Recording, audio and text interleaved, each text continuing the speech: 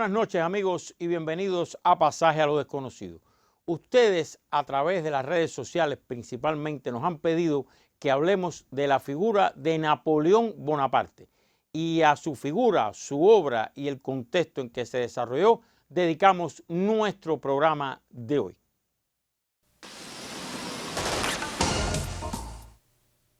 Para acompañarme en esta odisea, aventura, no batalla como las de Napoleón, pero sí odisea del conocimiento, tengo el placer de dar la bienvenida en el programa a alguien que debuta en el mismo, pero que es de mucha experiencia ya en el tema. Me refiero al doctor Raúl Lombana, profesor de la Facultad de Filosofía e Historia de la Universidad de La Habana. ¿Es así, doctor? Sí, así es. Muy bien, bienvenido, muchas gracias por acompañarnos. Gracias a ustedes por la invitación. Y yo le quiero proponer que comencemos de una manera inusual. Nos vamos hasta Matanzas, ahí está Janet Peña, y le pedimos que saliera a la calle y le preguntara al azar a un grupo de matanceros qué saben ellos hoy sobre Napoleón Bonaparte. ¿Le parece bien? Perfecto. Entonces, hacia Matanzas, la Atenas de Cuba, nos vamos.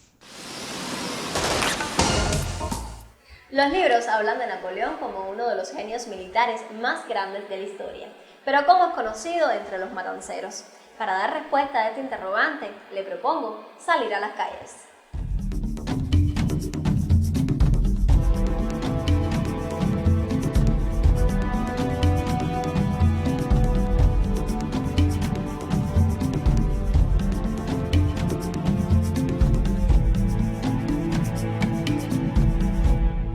Napoleón Bonaparte te puedo decir que era un estratega militar francés y que era muy reconocido por todas sus hazañas militares. Sí, pero no me acuerdo ahora de nada. Yo sé que fue un luchador, un personaje célebre francés. Napoleón, si queremos ver, viene a ser el resultado de una revolución fracasada. Cuando la Revolución Francesa su cumbre, a partir de todas las discrepancias y todas las problemáticas y las pugnas internas, el capitalismo en ese afán de imponerse genera un caudillo como lo fue Napoleón. Combatió para liberar parte de Europa y que fue un gran conquistador. Napoleón Bonaparte fue un hombre de Europa, de Francia. Fue un gran militar y ganó muchas batallas. Un hombre reconocido por sus batallas y sus ideales. Con su genio militar condujo un ejército muy poderoso que logró apoderarse de vastos terrenos, naciones. Muchas gracias a Janet Peña, esa Atenas de nuestro programa, por este acercamiento espontáneo en la calle. Esto no es una encuesta, es salir a la calle y preguntar. No es científicamente riguroso, pero nos da una idea. Pero sobre todo, ¿qué piensa usted, doctor, de lo que espontáneamente apareció?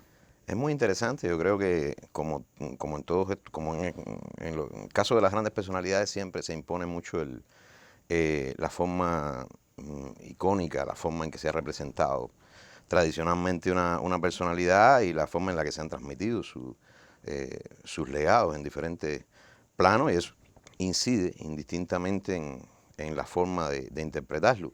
Aún así, pudiéramos decir que no siempre es ajustada o a veces limitada la concepción que se tiene en base a si uno conoce o es más amante de la historia universal o no. Pero realmente es interesante. Me llama la atención que lo valoran mucho como militar, por ejemplo. Son muchas más las menciones que hay a Napoleón como militar que, digamos, las menciones al Napoleón estadista, ¿no? Pero siempre es interesante. ¿Usted cree que hoy se conoce menos de una figura como Napoleón que hace 25 años? Creo que sí. En primer lugar porque se conocen menos la historia universal a pesar de todo lo que se investiga, todo lo que se publica, todo lo que se divulga en el mundo, ¿no? Estamos hablando. Pero también por el tema de la manipulación. O sea, a veces hay un sobredimensionamiento. En el caso de Napoleón yo diría que es una de las figuras donde hay un exceso de bibliografía, un exceso de publicación, un exceso de Pero no interpretación. se supone entonces que se conozca más ahora que hace 25 años. Es que tener más información no es conocer más, eso es un viejo debate, ¿no? Un viejo debate. Yo creo que sí, a ver, se puede tener más información, pero eso no quiere decir que usted alcance a aproximarse un poco más a entender la personalidad de Napoleón, a saber lo que hizo en la historia, no necesariamente. Bueno, vamos a comenzar al revés, vamos a comenzar por el final. En los últimos años ha prosperado, no es que sea nuevo, pero en la tesis de teorías de conspiraciones históricas que existen, como uno de los misterios de la historia, si después que Napoleón pierde en Waterloo, lo mandan a la isla de Santa Elena. Bueno, el misterio es si Napoleón fue envenenado, cómo y por qué. Sobre ese misterio de la historia, ¿usted tiene algo que decir o no? Bueno, a ver, sí, yo creo que hay una gran probabilidad, según los últimos estudios, de que haya sido envenenado, como muchas figuras en la historia de la época y de otras épocas, ¿no? Ahora, que haya sido envenenado, incluso más de una vez, es una cosa, y que esa sea la causa real de su muerte, o que se haya producido el envenenamiento exactamente en Santa Elena, es otro tema.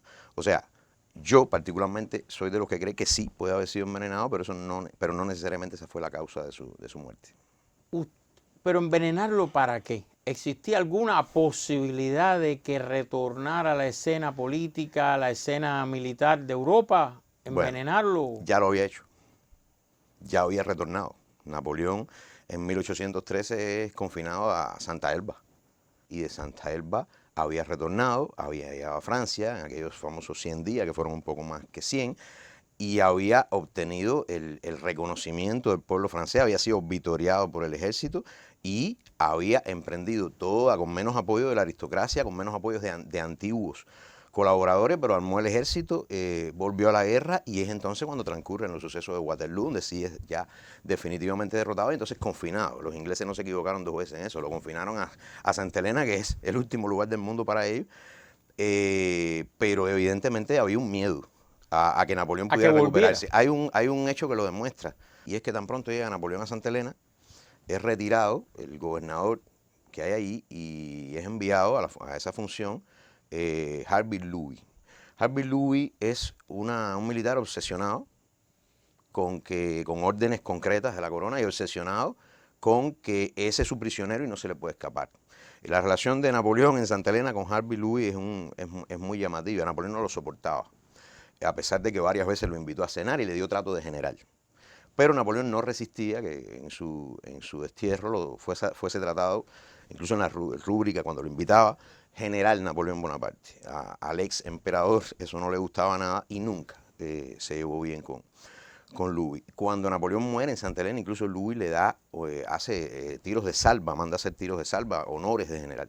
Y digo que es importante porque el hecho de que sea mandada esa figura como gobernador ahí dice cuán paranoica estaba la corona británica con el tema de que Napoleón pudiera escapar, y sobre todo pudiera de alguna manera tener contacto con el mundo europeo. Hay otro hecho que lo demuestra. Cuando Louis comprueba que Las Cases, el cronista de Napoleón, tiene casi completa el memorial de Santa Elena, y sospecha que ese memorial se puede fugar a Europa, obliga a Las Cases que era uno de los hombres de las 40 personas, con Napoleón había cerca de 40 personas de su confianza en Santa Elena, o por lo menos las personas que estaban cercanas a él, y Las Cases es separado de Napoleón, es enviado, obligado a ir a Francia, a irse a Francia, para evitar que Napoleón, que estaba dictando sus memorias, las culminara y pudiera eso llegar a Europa, porque se temía el poder de movilización que tenía. ¿Las memorias se publicaron? Sí, las memorias se publicaron, aunque como todo, siempre un poco sesgadas por el criterio de Las Cases, siempre un poco pasadas por el filtro de las editoriales observadas por los británicos, y no descarto que algunas cuestiones puedan haber sido obviadas. Sobre todo en las memorias se nota mucho la desesperación de Napoleón y el odio hacia los ingleses, es lo que más se nota. A Napoleón le molestaba mucho haber sido derrotado específicamente por su peor enemigo, que siempre fueron los ingleses. ¿Por qué Napoleón nunca invadió, como se especuló, Inglaterra? Bueno, aunque muchos historiadores plantean que él no lo reconocía, realmente Napoleón no tenía un indicio de que él pudiera vencer a los británicos en el mar. Fue una obsesión para él siempre el tema del Canal de la Mancha. No voy a decir qué miedo, porque el carácter, la personalidad de Napoleón, hablar de miedo en este caso, con lo arrojado que eran, sobre todo en las batallas que no, en el terreno, pensar que le tenían miedo a los británicos en el mar, pero realmente... Pero había un antecedente también. Hablando, como lo decimos los cubanos, no puso una con los británicos, jamás. No, y existió un antecedente de intento. Y ahí, entonces, y además él apuesta más por el bloqueo continental, el llamado bloqueo continental. Napoleón no quería tanto derrotar a Inglaterra como poner a toda Europa en contra de Inglaterra. Él creía que la debilidad de los británicos, de los ingleses, estaba realmente en que no eran parte de Europa, y él podía lograr que Europa rechazara a los británicos. Bueno, qué curioso, ahora se van de la Unión Europea. Ahora, Napoleón y su vida están ligadas a la Revolución Francesa. Tenía 20 años cuando comenzó. Y su ascenso, su carrera. Hay quien dice que Napoleón es el enterrador de la Revolución. Hay quien dice, yo he leído otros que dicen que fue el que estableció legal y económicamente el nuevo orden socioeconómico, la burguesía en el poder, el fin del feudalismo de alguna manera. Hay quien dice otras cosas, hay muchas teorías. Si en la distancia, lo más objetiva y equilibradamente posible, yo le pidiera, yo sé que esto da para a lo mejor un semestre entero de clase suya, yo lo sé. Pero bueno, ¿qué voy a hacer? No puedo hacer otra cosa. Si yo le pidiera una valoración histórica desde el punto de vista de estadista, de político, de legado de la obra de Napoleón, tanto militar como de estadista, ¿qué me diría usted?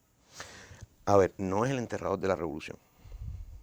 No lo es por el mero hecho de que Napoleón solo... A ver, Napoleón era aceptado en Francia, y eso es algo que es importante entenderlo, y en parte de Europa. Napoleón no era solo el ogro de Ajaccio, o era el Boni, como despectivamente le llamaban los ingleses. Napoleón tenía un grado de aceptación visible en la zona de Polonia, de Sajonia, o sea, no solo en Francia. Era adorado por su gran armée, por sus soldados, y por el pueblo francés en buena medida. Como lo demuestran los 100 días de los que te comenté ahorita, y además los hechos vinculados a lo que viene después de 1799 sobre todo. Napoleón cuenta con una aprobación de una parte de la población, y sobre todo de Francia, precisamente porque representa en sí mismo la institucionalización de las estructuras políticas que requería la burguesía en ese orden para establecerse como clase, políticamente hablando. O sea, evidentemente él tiene que personalizar la revolución en alguna medida para que la gente lo respete y para que la gente lo apoye. Esto se manifiesta, por ejemplo, en la manera en que establece el Código Civil. Porque fíjate que es muy interesante que en qué frentes es que Napoleón cambia cosas durante su gobierno, su imperio. En lo legal, con el Código Napoleónico, policía, organización del ejército, organización de la vida social en general, Banco Central para Francia, o sea, organización de toda la estructura económica, todo aquello que venía del caos, como le llamaban revolucionarios, y de la efervescencia jacobina, sobre todo de los tiempos jacobinos, la incapacidad del directorio. Y Napoleón viene a representar el orden, pero el orden que institucionaliza lo que él había aprendido por Rousseau, como cualquier otro hombre que había tenido influencia de la Ilustración, que podía ser eso que hoy llamamos la modernidad, y que no es otra cosa que el orden burgués.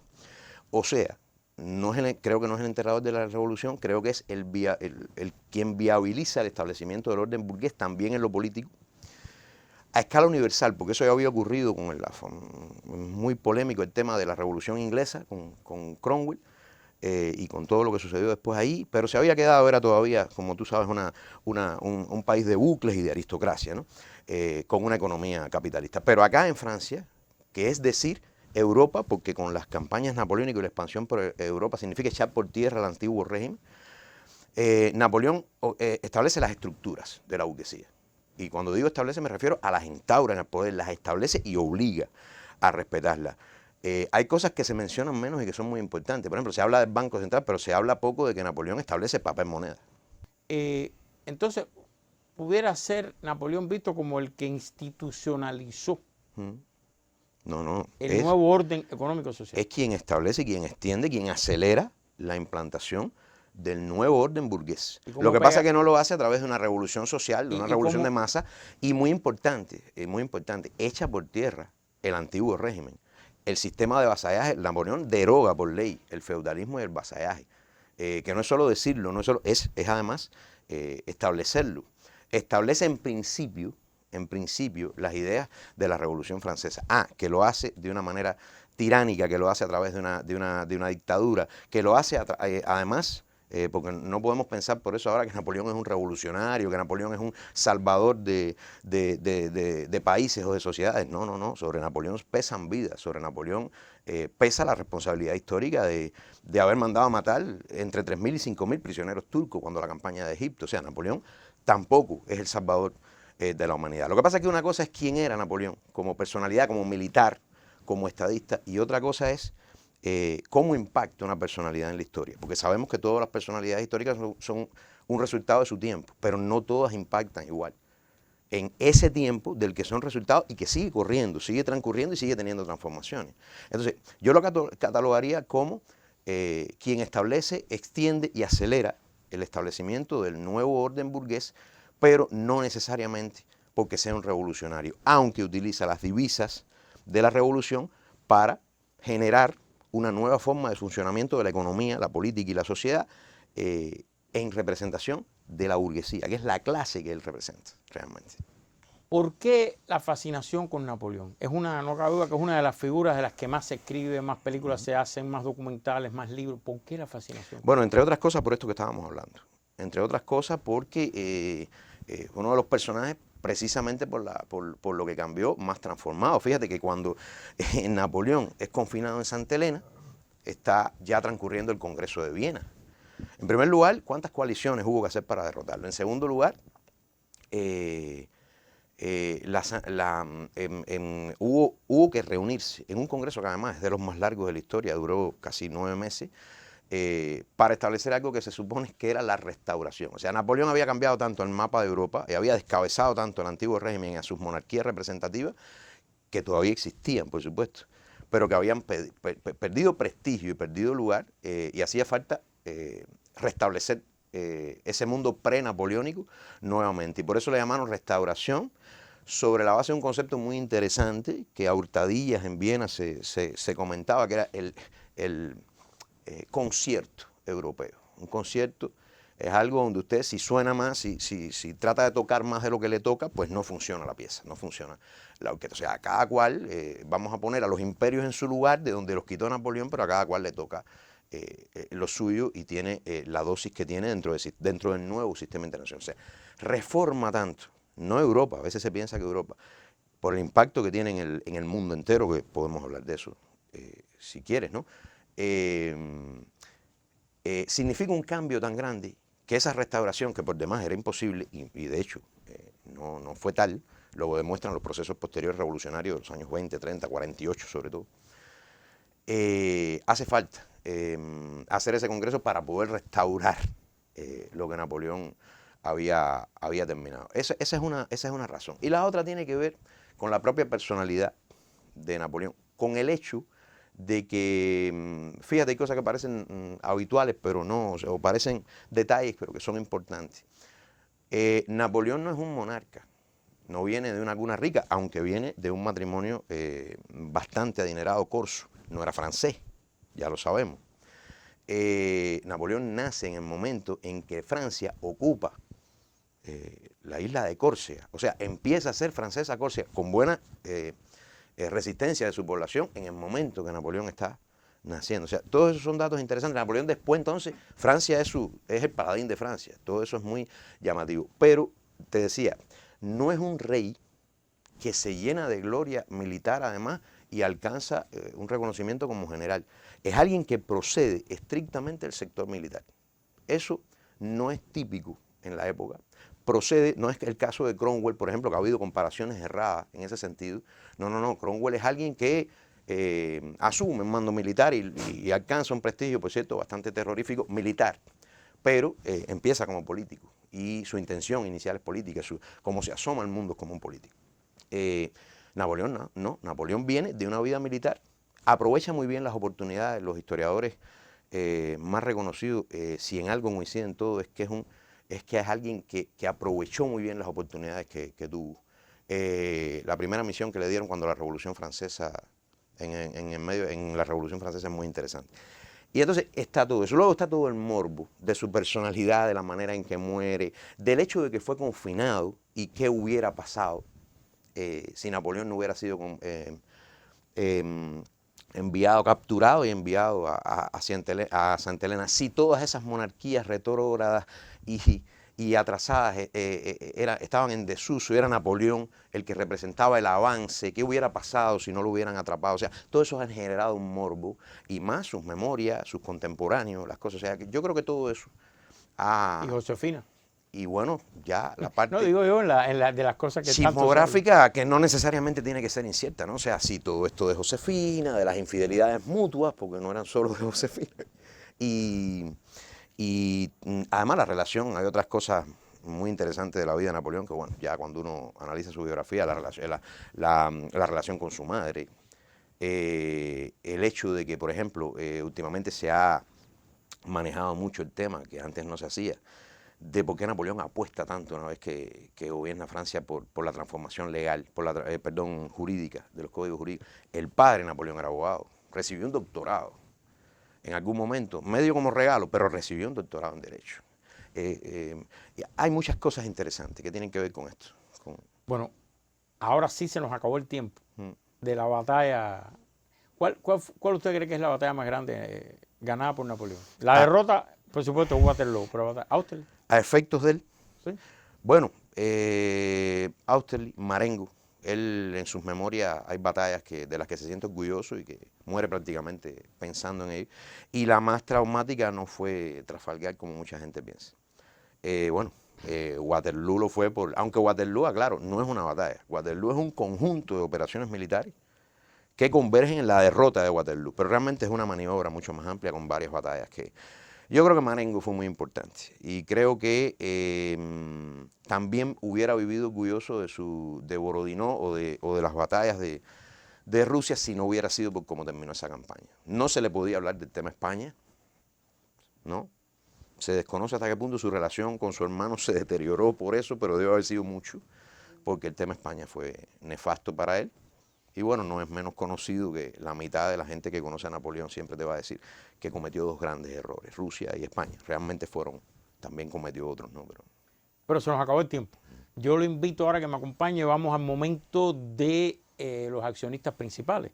Los accionistas principales nos han pedido de Napoleón, por eso hicimos este programa esencialmente. Vamos a ver qué tenemos hoy del momento de los accionistas principales. Bueno, aquí lo estamos viendo, esto lo envía Melanay Pérez López. Dice, quisiera que hablaran de la vida pasada en la Tierra, los dinosaurios y otras especies extintas. Bueno, Melanay, hemos hablado bastante de eso. Realmente hemos hecho unos cuantos programas sobre eso, hemos hablado bastante, pero siempre hay algo nuevo. Por ejemplo, ahora apareció un huevo, dicen que era un pingüino del tamaño de un ser humano.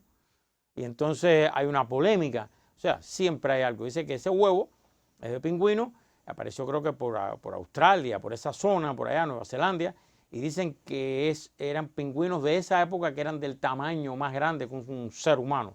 Así que imagínense. Así que volveremos sobre el tema, aunque lo hemos tocado y no sé, ¿se le ocurre algo de esto? ¿De los dinosaurios, especies distintas o no? Siempre es bueno tratarlo, siempre hay algo nuevo. ¿Le gustan esos temas? Sí, cómo no. Y ahora, doctor, le propongo pasar rápido a lo que llamamos el momento de las redes sociales, que empezamos por radio, que no necesariamente está incluido en las redes sociales, pero es una gran forma de comunicación. Lo espero mañana, lo estoy invitando mañana a usted, a los amigos televidentes, a Radio Rebelde. Recuerden, 12:15 del mediodía, Radio Rebelde, estará el doctor, vamos a hablar de Napoleón, teléfonos abiertos, si hay deporte por FM, si no hay deporte por las dos frecuencias. Así que lo espero ahí mañana, doctor. Si usted no tuvo oportunidad de ver el programa, quiere volver a verlo, si quiere recomendárselo a alguien que no vive en Cuba o en otro lugar, lo que sea, ahí está nuestro canal de YouTube donde se ponen nuestros programas. Continuamos. Si le gusta el debate, el sitio es Cuba Debate. Ahí se pone el podcast, o sea, el audio del programa y ahora la transcripción de lo que se habló aquí y usted pone sus opiniones, sus comentarios y participa. Le sugiero, doctor, que cuando empiece el debate y se ponga en Cuba Debate, usted también participe y responda alguna duda, aclare algo. ¿Está de acuerdo? Pues bien, tendrán al doctor en el debate. Y finalmente tenemos nuestra estrella de las redes sociales, la página de Facebook. Ahí está, de donde viene la mayoría de las opiniones que compartimos con ustedes. Ahora sí, se nos acabó el tiempo. Doctor, muchísimas gracias. Lo espero mañana en Radio Rebelde, ustedes también. Y solo me resta, como siempre, invitarlos a que lean, busquen, analicen, profundicen, alimenten su cerebro y para que, como siempre les pido, al final, saque usted sus propias conclusiones. Buenas noches.